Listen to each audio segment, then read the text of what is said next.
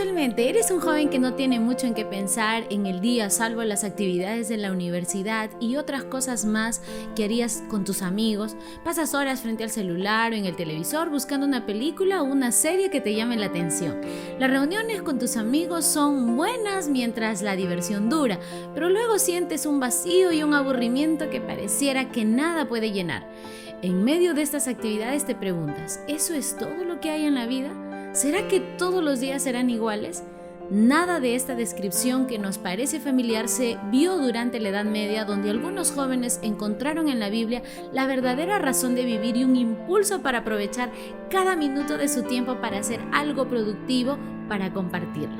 En esta lección conoceremos un poco más de algunos reformadores que encontraron una razón de vivir en la Biblia, un motor y motivo que los impulsaba a defenderla y compartirla con los demás, y que al igual que el salmista dijeron lo que reflejan las palabras de Salmo 119:11 que dice: en mi corazón he guardado tus dichos para no pecar contra ti. Y hemos dividido esta lección en 4 partes que son la Biblia y John Wycliffe. 2. La vida de William Tyndale. 3. Los esfuerzos de Martín Lutero. Y 4. El trabajo de John Wesley. Así que no te despegues de tu pantalla, que en breve nos encontramos para estudiar este interesante tema. Ten contigo tu Biblia y tu lección a la mano para poder comenzar.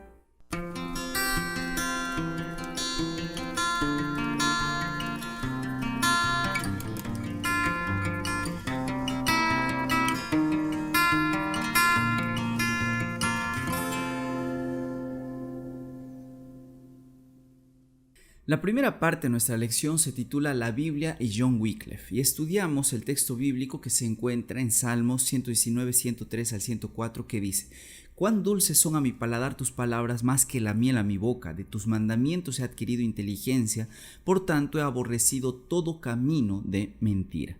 Si hay un personaje durante la Edad Media que haya tenido una relación tan profunda y significativa con la Biblia, sin lugar a dudas fue John Wycliffe.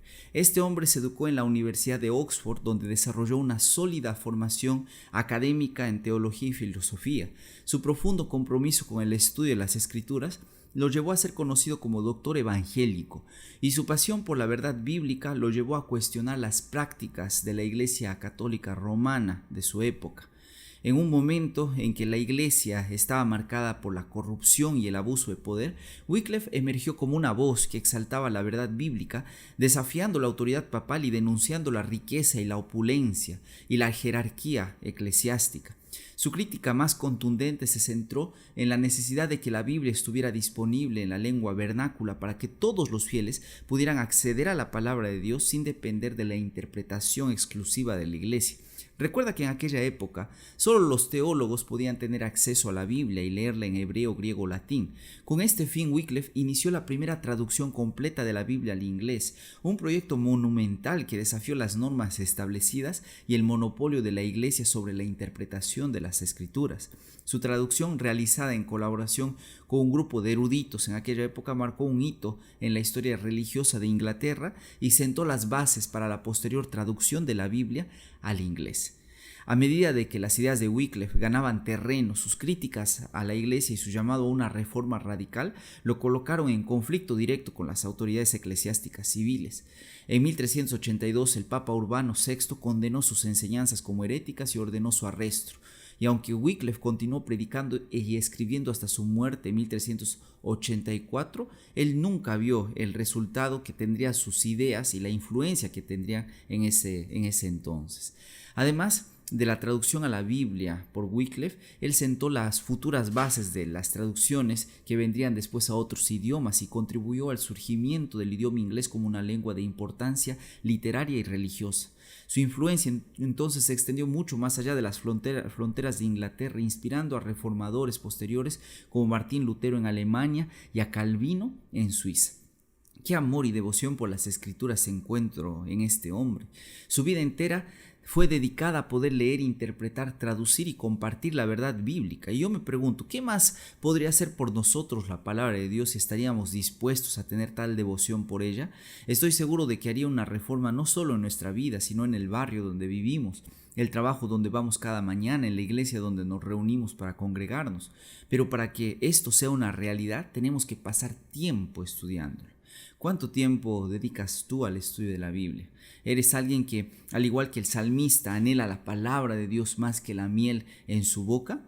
Si en tus hábitos diarios estás dedicando más tiempo a otras actividades, ¿cómo puedes esperar que las palabras de Dios penetren en tu corazón y hagan un cambio significativo en ti? Necesitas tomar una decisión, al igual que Wycliffe, y dedicar tu vida entera a la palabra de Dios. La segunda parte de nuestra lección se titula La vida de William Tyndale, y el texto bíblico que sustenta lo que la vida de este hombre representa se encuentra en Corintios 4, 5 y 6. Porque no nos predicamos a nosotros mismos, sino a Jesucristo como Señor y a nosotros como vuestros siervos por amor de Jesús. Porque Dios, que mandó que de las tinieblas resplandeciese la luz, es el que resplandeció en nuestros corazones, para iluminación del conocimiento de la gloria de Dios en la faz de Jesucristo. Lo que el apóstol Pablo estaba mencionando a los corintios era un panorama muy común en aquellos días, porque algunas personas que escuchaban su mensaje debían tomar una decisión de aceptar o rechazar las palabras de Pablo como palabra de Dios. Y lo mismo sucedió con los reformadores, que al igual que Pablo y los otros apóstoles enfrentaron oposición y lucha por su amor a la Biblia. Tal es el caso de William Tyndale. En los albores del siglo XVI, en medio del tumulto religioso y político de la Europa renacentista, nació un hombre cuya determinación y pasión por llevar la palabra de Dios al pueblo común cambiaría para siempre el curso de la historia religiosa. Este hombre fue William Tyndale, un erudito y teólogo inglés cuyo trabajo pionero en la traducción de la Biblia al inglés moderno lo convirtió en una figura central en el movimiento de la Reforma protestante. Tyndale nació alrededor de 1494 en Gloucestershire, Inglaterra, en una época en que la Iglesia Católica Romana mantenía un férreo control sobre la interpretación de las Escrituras y se oponía vehementemente a la traducción de la Biblia a las lenguas vernáculas. Desde joven, Tyndale mostró un talento excepcional para los idiomas y una profunda devoción por el estudio de las Escrituras, lo que lo llevó a dedicar su vida a la tarea de hacer accesible la palabra de Dios al pueblo inglés. Después de completar sus estudios en Oxford y Cambridge, Tyndale se embarcó en una misión audaz y peligrosa: traducir el Nuevo Testamento del griego al inglés moderno. En cierta medida, Tyndale mejoró el trabajo que Wycliffe había hecho. Conscientemente de la oposición de la Iglesia y del riesgo personal que enfrentaba, Tyndale se trasladó a la Europa continental, donde pudo trabajar en secreto con la ayuda de impresores y simpatizantes reformistas. En 1526, Tyndale completó su traducción del Nuevo Testamento al inglés moderno, un hito histórico que desafió al monopolio de la Iglesia sobre la interpretación de las Escrituras y permitió que el pueblo común pudiera leer y estudiar la Biblia en su propio idioma. Su traducción, escrita en un inglés claro y accesible, marcó el comienzo de una nueva era en la historia religiosa de Inglaterra y sentó las bases para futuras traducciones de las Escrituras. Sin embargo, el trabajo de Tyndale no estuvo exento de peligros. Perseguido por las autoridades eclesiásticas y civiles, se vio obligado a vivir como un fugitivo, cambiando constantemente de identidad y buscando refugio en diferentes países de Europa. A pesar de los peligros y las dificultades, Tyndale continuó con su labor, produciendo nuevas ediciones de la Biblia y escribiendo tratados teológicos que defendían los principios de la Reforma.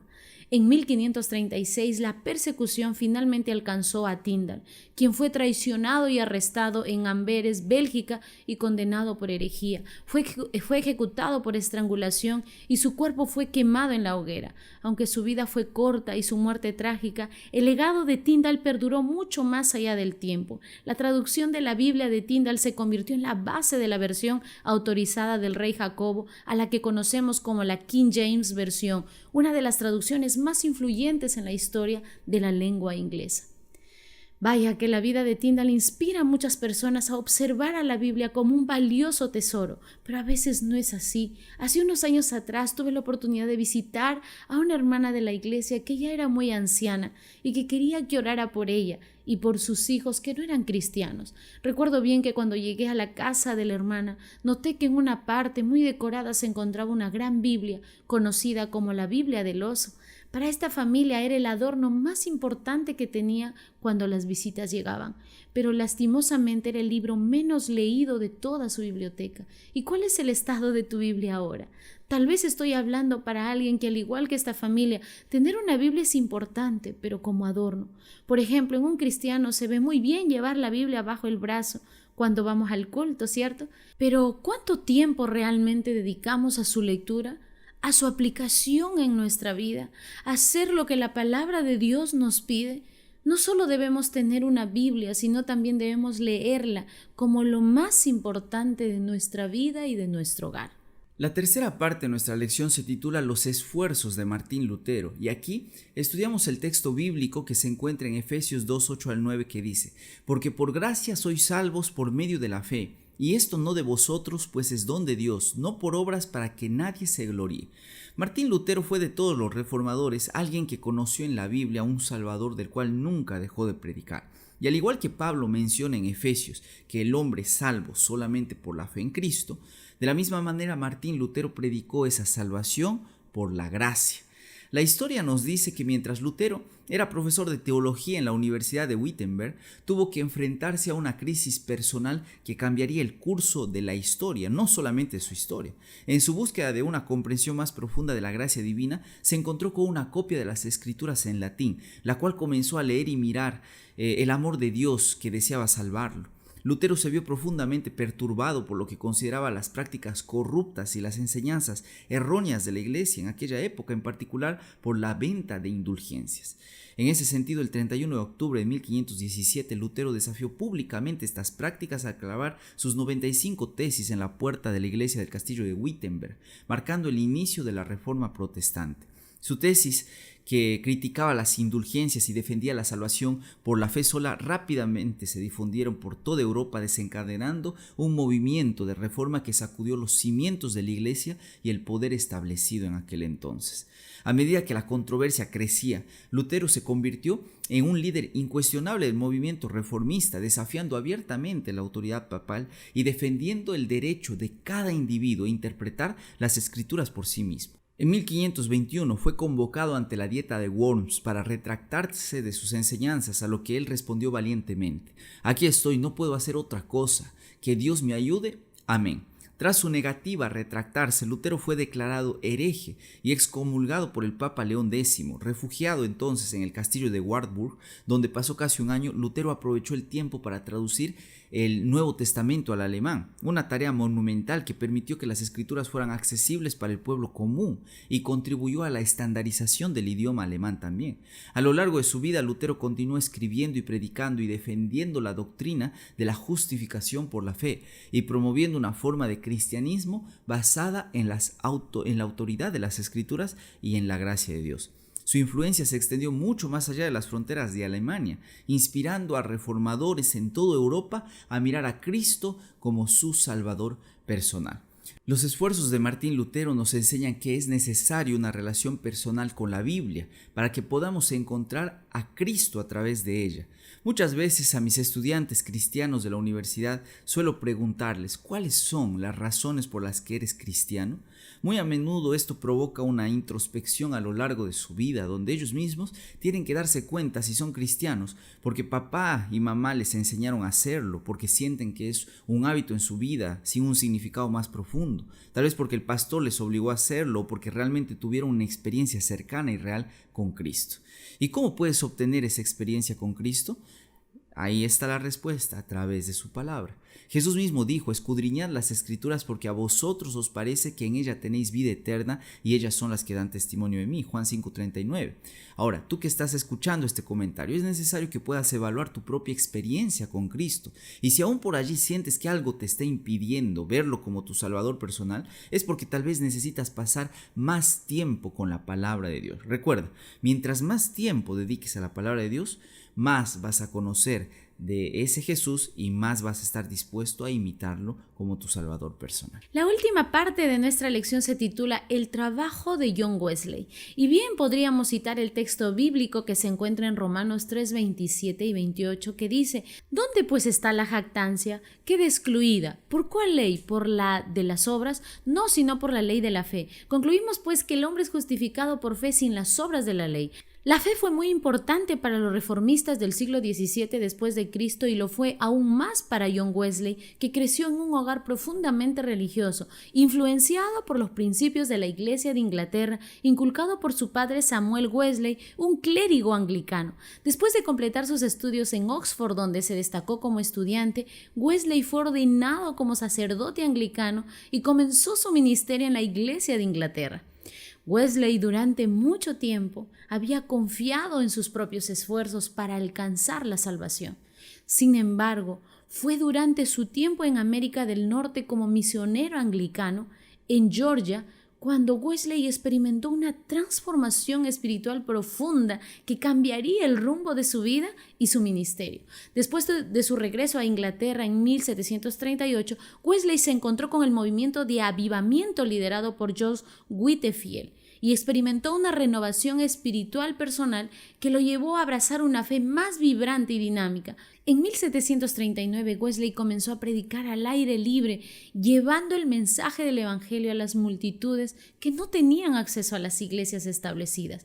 Estas reuniones al aire libre, conocidas como campañas de campo, se convirtieron en una característica distintiva de su ministerio y atrajeron a miles de personas ávidas de escuchar la palabra de Dios en un lenguaje accesible y relevante para sus vidas.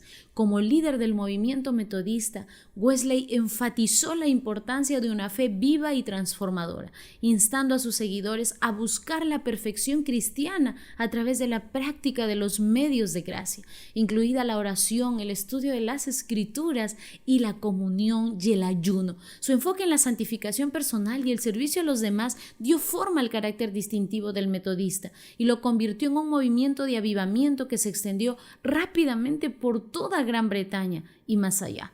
A lo largo de su vida, Wesley viajó incansablemente por toda Gran Bretaña, predicando, enseñando y estableciendo sociedades metodistas y capillas. Su trabajo incansable y su compromiso con la difusión del Evangelio le valieron el apodo del predicador itinerante y su influencia se extendió a todas las capas de la sociedad, desde los mineros y los trabajadores hasta los aristócratas y los intelectuales. De la misma manera, hoy nuestra misión es la de proclamar a Jesús como el Salvador de la humanidad, de compartir su mensaje de amor con aquellos que no conocen y motivarlos a que mientras vivan dediquen su vida, sus talentos y su tiempo a compartir este mensaje con otras personas. Yo te pregunto, ¿qué estás haciendo con el tiempo, los talentos y la vida que Dios permite que tengas en tanto Él regresa? ¿Estás comprometido con la misión o sientes que para ti es una carga pesada, un mandato difícil de llevar? Si es así, es porque todavía necesitamos que Dios pueda ayudarnos a experimentar esa fe con todo su pronóstico. Esta semana en tus oraciones diarias pídele a Dios que pueda darte más fe, más amor hacia Cristo y su palabra, y haz lo que esté en tus manos para compartir la palabra de Dios con aquellas personas que están en tu círculo social. No necesariamente tienes que predicarles, puedes también compartir un libro cristiano, una revista adventista, puedes enviarles un enlace con un mensaje de Jesús o decirle que estás orando por él o por ella. No dejes que pase tiempo y que tu vida se consuma en años sin hacer día a día algo por compartir el precioso mensaje de Jesús. Gracias por acompañarnos una vez más en este estudio de la lección. Desde aquí oramos por ti y deseamos que crezcas en tu vida cristiana. Un fuerte abrazo a la distancia y que Dios te bendiga.